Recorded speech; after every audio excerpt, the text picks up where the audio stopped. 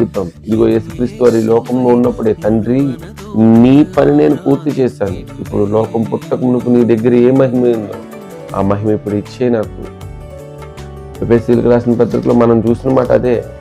ముందుగా సిద్ధపరిచిన ఆ సత్క్రియలు మనం ఎప్పుడైతే చేస్తామో, దేవుని దగ్గర ముందు మనకి ఏ మహిమ ఉందో ఆ మహిమను మరలా మనం సంపాదించుకుంటాం. ముందుగా సిద్ధపరిచిన సత్క్రియలు చేసిన వాడు, దేవుని పని అయి ఉన్నవాడు, దేవుని పని చేసిన వాడు ఖచ్చితంగా ఈ మాట అడగగలుగుతాడు. యోహాను సువార్త 17వ అధ్యాయంలో 4వ వచనంలో చెప్పిన మాట, లోకం పుట్టక మునుపు నాకు ఏదైతే నీ దగ్గర మహిమ ఉందో ఆ మహిమను నేను ఇప్పుడు పొందుకోవాలనుకుంటున్నాను. లోకం పుట్టక మునుపు నాకు నీ దగ్గర ఉన్న మహిమ ఏంటో తెలుసా? నీతో గడిపాను. యేసుక్రీస్తు వారు అంటున్నమాట, నేను నీతో గడిపాను, నేను నీతో ఉన్నాను, కాబట్టి ఇప్పుడు కూడా నేను నీతో ఉండాలనుకుంటున్నాను. ఆ నెమ్మదికరమైన, శాంతికరమైన, ప్రశాంతకరమైన నీతో గడిపే ఆ బ్రతుకు నాకు కావాలి. నేను ఉండాలనుకుంటున్నాను. ఇప్పుడు ఆ మహిమను మరలా నాకు ఇవ్వి. మనిషి ఆలోచన ఇలా ఉండాలండి, ఇలా ఉండాలి.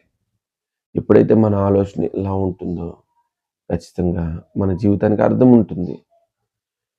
అపోస్తలుడైన పౌలు చెప్పిన మాట, నా మట్టుకైతే బ్రతుకుడే క్రీస్తు, చావైతే నాకు లాభకరంగా ఉంది. నేను చనిపోతే క్రీస్తు దగ్గర ఉంటాను, బ్రతికితే క్రీస్తు కొరకు బ్రతుకుతాను. ఒకవేళ చావైందా అది నాకు లాభమే, మరణం అయితే అది నాకు లాభం. ఎందుకో తెలుసా? నేను ఆయన అప్పచెప్పిన పని అంతటిని పూర్తి చేయగలుగుతున్నాను, చేస్తున్నాను. ఈ లోకాన్ని నేను పెంటగా ఎంచుకున్నాను. లోకంలో ఉన్న వాటిని నేను ఏది కూడా ఆశించటలేదు. నేను బ్రతికినంత కాలం ఈ లోకంలో క్రీస్తు కొరకు బ్రతుకుతున్నాను. ఈ మానవ జీవితంలో క్రీస్తు కొరకు బ్రతికేవాడు ఎప్పుడు కూడా సిగ్గుపడక, తన దృష్టి ఎప్పుడు కూడా గురువైపు ఉంచుకుంటూ, తన ఆలోచన క్రీస్తులో ఉంచుకుంటూ ముందుకు కొనసాగుతాడు. అట్టి బ్రతుకు మనకి కావాలి.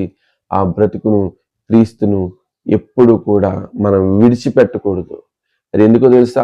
విడిచిపెట్టకూడని భాగ్యము కాబట్టి విడిచిపెట్టకూడదు. లోకంలో చాలా భాగ్యాలు ఉంటాయి, దౌర్భాగ్యాలు అవి. క్రీస్తులో ఉన్నదేంటో తెలుసా?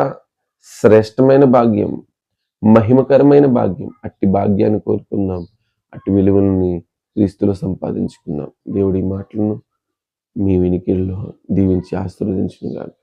ఆమేన్.